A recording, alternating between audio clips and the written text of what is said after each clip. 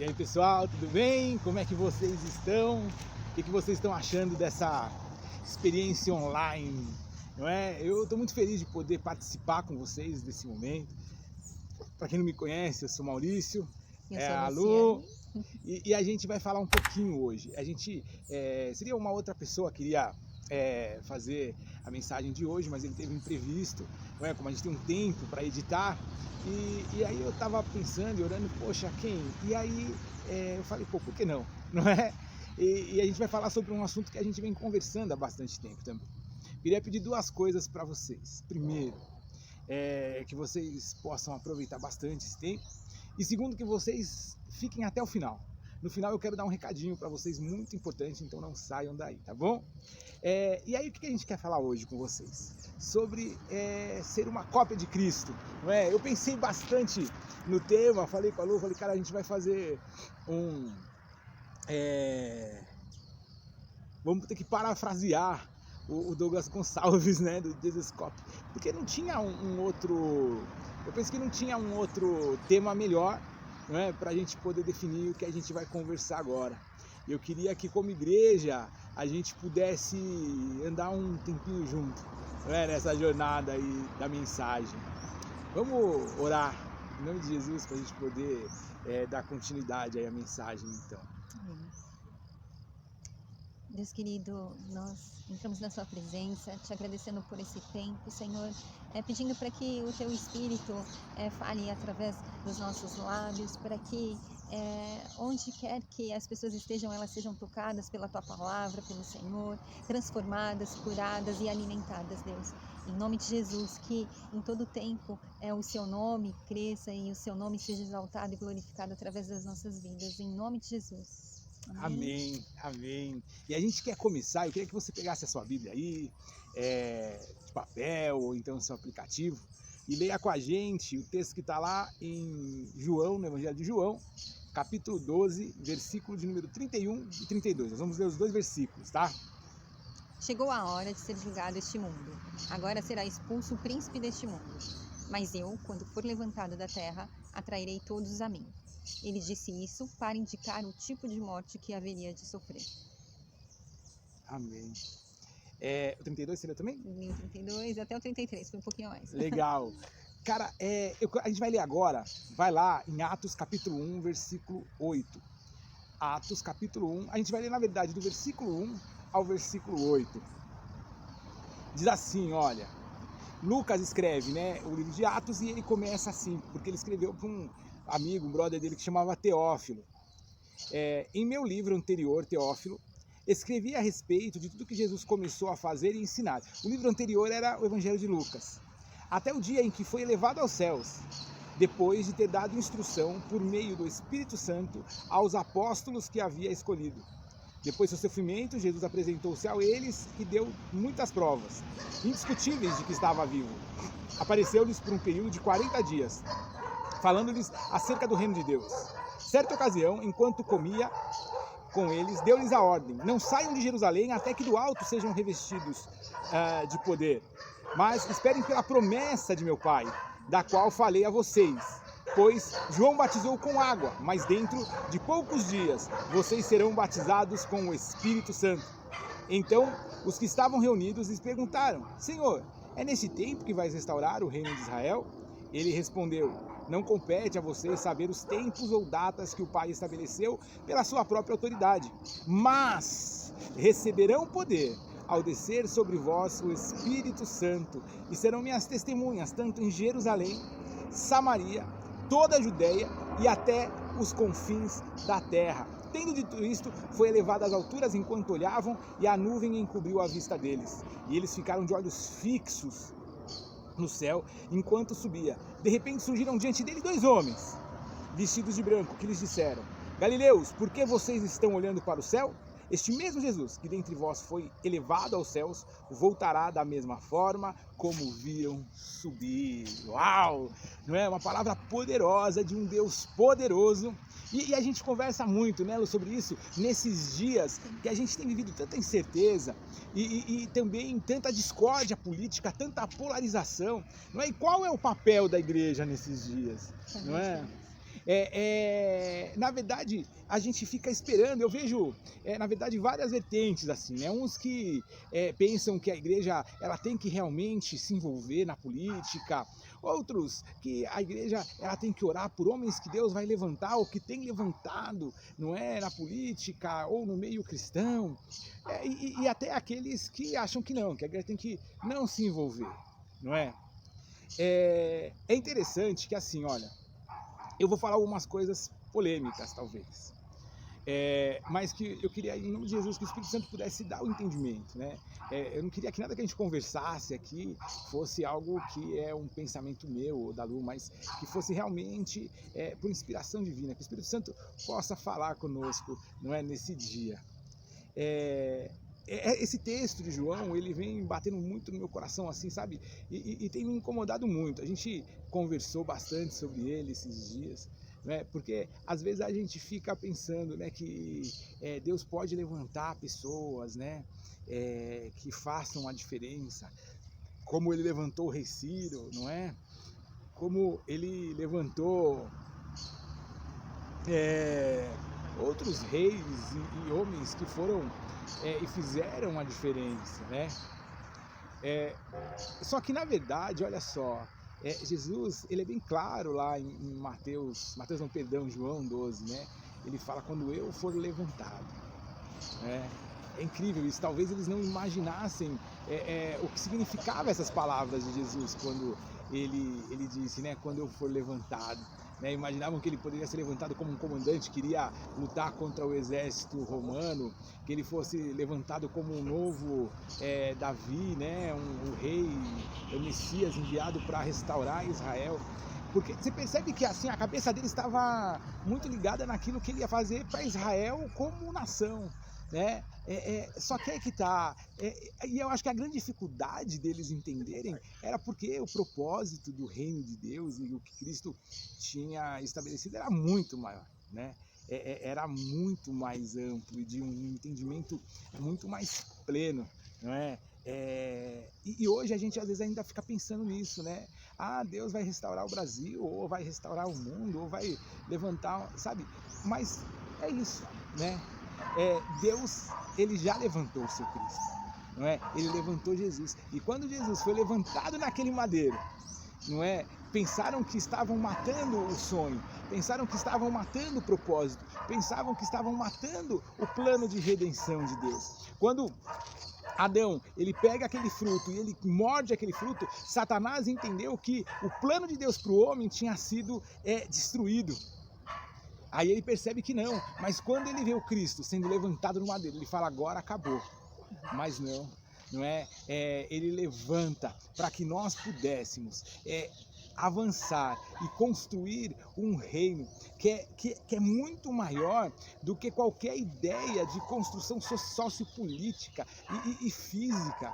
Não é? É algo que é além, é o homem religado a Deus e vivendo o propósito inicial de criação. E isso é muito louco, não é? Sim, sim. O nosso pastor costuma dizer que a resposta é a igreja, a resposta somos nós. Sim, e aí é que tá, porque é interessante porque Lucas começa a falar com Teófilo, né? E provavelmente Teófilo era um amigo de Lucas que ele estava ali evangelizando e de alguma forma fazendo chegar as boas novas do reino a Teófilo. E ele fala, olha, no meu primeiro livro, você lembra que eu falei isso sobre o que Jesus fez, o que ele realizou tal, e como ele foi sacrificado, mas ele ressuscitou e provou a que estava vivo durante 40 dias, ele fez milagres, ele realizou coisas sobrenaturais. E ele estabeleceu os apóstolos para que construíssem a sua igreja. E quando a gente está falando em igreja, não é só o templo, a construção física, não é? Mas é um organismo vivo, o corpo de Cristo. Não é? Paulo fala que todo corpo bem ajustado e com o auxílio de todas as juntas. não é? Então, a grande resposta para o mundo é a igreja. Olha só, a gente vive um período de tanta incerteza, não é? Eu ouvi o CEO de uma empresa falar que nesse momento, quem não está confuso não sabe o que está acontecendo. E a gente vê no meio político mesmo, os líderes mundiais, não é? Uma hora eles falam isso, outra hora falam aquilo, os médicos, né? Poxa, não, só quem vai usar máscara são os médicos, quem é doente, não, todo mundo usa máscara, não sei o que, entra, sai, tal. Ninguém tem uma resposta, não é? Mas a igreja, ela tem a resposta, não é? A Bíblia, ela nos mostra, e é a hora mais importante, são nesses momentos de aflição, nesses momentos de incerteza, que a igreja se levante, sabe? Infelizmente, eu não quero te decepcionar, mas Deus, ele não vai levantar mais ninguém, não não vai ser nenhum presidente da república que vai mudar a história do país, não vai ser nenhuma autoridade que vai mudar as condições. Nós não estabelecemos o reino de Cristo por decreto. Vou falar uma coisa, eu falei que ia entrar nos assuntos polêmicos. O papel da igreja, sabe, quais são as pautas do cristão, né? Quando a gente pensa nas questões políticos sociais, a pauta da igreja é lutar para que o aborto seja aprovado ou não, proibido, não é? Não, essa não é a pauta da igreja. A pauta da igreja é lutar pela família tradicional? Não, essa não é a pauta da igreja. A pauta da igreja é lutar pela proibição das drogas? Não, essa não é a pauta da igreja. Porque a transformação e o reino, eles não são construídos por decretos, sabe? Eles não são construídos por leis, porque as mudanças, elas não acontecem de fora para dentro. Paulo fala, olha só, tudo que eu queria fazer eu não faço, e aquilo que eu não quero eu faço, eu sou um miserável. Porque até então ele ainda vinha com aquela carga religiosa e ele tentava se transformar de fora para dentro. E essa transformação, ela é interna, ela é dada através do Espírito Santo. A igreja, ela tem então como pauta levar a Cristo, ela tem que falar do amor de Cristo, ela tem que conhecer a Bíblia e tem que demonstrar a Bíblia através até do testemunho de vida, para que as pessoas possam ser atraídas a Cristo por nós. E isso, eu vi esses dias uma discussão, né? Teve um decreto aí de jejum e oração, né? Uma autoridade lá, não sei se quem foi que fez um decreto lá de jejum e oração. E aí um juiz, ele foi e ele derrubou esse decreto. E ficaram bravos, né? Pô, ele derrubou o decreto e tal. Eu perguntei, cara, mas vocês vão parar de orar agora e jejuar? Porque o decreto foi derrubado? Vocês começaram a orar e jejuar porque fizeram um decreto. E vocês vão parar de orar e jejuar por causa do decreto, não é? E os decretos eternos que o Senhor nos deu? Isso não tem um valor muito maior? Eu preciso que alguém que nem professa a mesma fé que eu, porque olha só, gente, não é porque eu falo assim, eu sou cristão ou eu sou evangélico, porque eu sou cristão ou evangélico, não é? São os frutos, é o preço que eu pago, sabe? Mas você está falando então que você é contra a família tradicional? Não. Mas eu estou falando que isso é algo que nasce do nosso coração. Nós vamos sendo transformados a partir do momento que nós não aceitamos ser como nós somos, sabe? É a diferença entre ser contextual e ser conformado. Porque se eu sou a cópia de Cristo, automaticamente, né, eu defendo, eu não preciso levantar bandeiras. Eu defendo Cristo, eu defendo o Evangelho e eu vou me transformando. Eu não vou fazer porque o outro tem que fazer, eu vou fazer porque eu não aceito mais aquilo. Saca? Não é que a pessoa ela vem para a igreja e ela tem um estilo de vida diferente do cristão, que eu vou impor para ela aquilo, mas eu vou demonstrar para ela que a igreja mesmo não aceita viver um estilo de vida diferente desse, sabe? E a gente luta todos os dias, como Lutero fala, né? Lutero falava o seguinte: eu achei que o velho homem tinha morrido nas águas do batismo, mas aí eu descobri que o filho da mãe sabia nadar, né? O miserável sabia nadar, e agora eu tenho que matar ele todos os dias. Não é? Essa é a nossa luta. Paulo, ele fala, né? O apóstolo Paulo: eu esmurro meu corpo e o coloco à servidão, para depois de ter pregado a muitos não venha eu mesmo ser desqualificado, sabe? A gente não pode aceitar o pecado. É muito interessante porque às vezes a gente critica, as pessoas falam: mas esse seu estilo de vida, essa sua forma de ser não condiz. Mas quando eu às vezes não consigo fazer aquilo, eu vou me moldando e vou achando uma justificativa para isso. Não existe, sabe? Eu posso até não mudar, sabe? Às vezes pecar, eu posso até fazer coisas que são contrárias ao reino de Deus, sabe? Mas eu tenho que entender que eu sou um fracassado, um miserável, como o Spurgeon fala, né? A gente estava até conversando, Spurgeon, ele fala que ele se achava o mais miserável dos homens, até ele conhecer a Cristo. Quando ele conhece a Cristo, ele tem certeza que ele é o mais miserável dos homens, saca? Então a gente tem que, a gente tem que saber que a nossa vida não é mais normal. Nós não somos normais, sabe? Eu vou contar uma história que aconteceu no começo da semana. E assim, eu não estou falando isso autopromoção nem nada, mas as pessoas falam, cara, você não é normal, né? A gente foi fazer uma ação de socorro nas ruas, entregando cobertores e levando um chá quente e tal. E eu vi um senhor de uns 60 anos, ele estava com uma camisa social fina, uma bermuda e descalço, o pé dele estava roxo. E eu olhei pro pé dele e eu não tive uma outra opção a não ser tirar o meu tênis e entregar para ele. Eu dei meu tênis para ele porque eu sabia que eu tinha um chinelo, um sapato no carro, eu sempre carrego alguma coisa no carro, saca? E as pessoas se assustaram com isso, né? Acharam que isso não era normal. Cara, mas assim, eu não encontrei a Cristo para ser normal, sabe? Eu sempre penso nessa hora do confrontamento, nessa hora que a gente não tem muito o que pensar. Eu sempre faço uma pergunta e eu me respondo e sigo essa resposta. O que Jesus faria? As portas da igreja hoje, elas estão fechadas, mas a igreja não se resume a um ambiente fechado, até porque a palavra igreja é justamente o contrário. Igreja significa sair para fora. Não é? A igreja de Cristo, ela foi estabelecida na cruz do Calvário. E o que aconteceu? Cristo foi levado para fora da cidade, sabe? Então, nós precisamos contagiar, não é? Eu acho que essa palavra, a gente fica tão preocupado com o contágio de uma doença e a gente não se preocupa em contagiar, sabe? Você já saiu da sua casa e foi na casa do seu vizinho, independente da religião que ele professe, para saber se está tudo bem com ele, para saber se ele está precisando de uma ajuda, para saber como você pode ser útil para ele nesses dias. Você já ligou para aquele seu familiar que às vezes se irrita tanto, querendo que ele vá para a igreja com você, querendo que ele seja crente, falando quão bom é ser crente, mas você já ligou para ele para saber como ele está nesses dias, para falar da saudade que você tem de dar um abraço nele, saca? Então assim, a gente fica cheio de sonhos quando a gente é jovem, né? Poxa, a minha faculdade, o meu trabalho, o que eu vou fazer, hoje tem mais sonhos ainda, meu celular, minha roupa, meu tênis, cara, mas a gente não pode desprezar isso, não pode de jeito nenhum, mas a gente tem que ser exemplo, sabe? A gente tem que ser exemplo.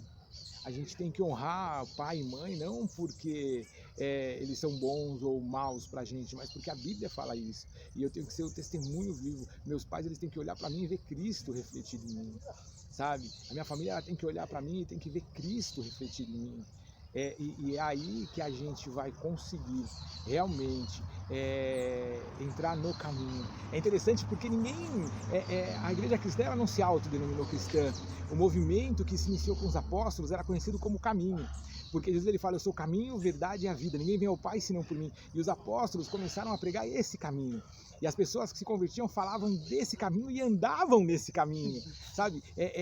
Eles podiam até se contextualizar, sabe? Não é a roupa que eu visto, não é a forma com que eu falo que vai fazer com que eu tome a forma do mundo, mas é o meu estilo de vida, sabe? Aquele que rouba e não rouba mais. E quando a gente fala roubar, sabe? Às vezes é aqueles 5 centavos, cara, que você, sabe, levou vantagem num troco ali que você foi dar, nas mínimas coisas, sabe? Às vezes, a gente, para ser um cristão verdadeiro, a gente tem que, em algumas situações, entender que a gente vai precisar perder na lógica humana, sabe? Porque Deus, ele não nos cuida de nós segundo uma lógica humana. Ele cuida de nós e ele se relaciona conosco a partir de uma lógica espiritual, né? Que é muito maior, porque a Bíblia fala, né, Lu, que olhos não viram, nem ouvidos ouviram, e que nunca chegou no coração do homem aquilo que Deus tem preparado para aqueles que o buscam. Sabe, eu queria orar com você hoje, mas não vai embora, vamos orar e depois eu tenho um recado para você, tá bom? Pai querido e amado, em nome de Jesus, nós oramos, pedimos que a Tua Palavra, Senhor, possa tocar corações e mentes, Senhor amado, nesse dia, que o Senhor possa envolver a vida de cada um, Senhor amado, que o Senhor possa levar, Senhor, ao coração deles a certeza, Senhor amado, que eles são a resposta, Senhor, eles são a resposta, Senhor, para as questões familiares, para as questões sociais, para as questões políticas que os envolvem, Senhor, porque a resposta está na igreja, porque Cristo é o centro da igreja e Cristo é a resposta, Pai.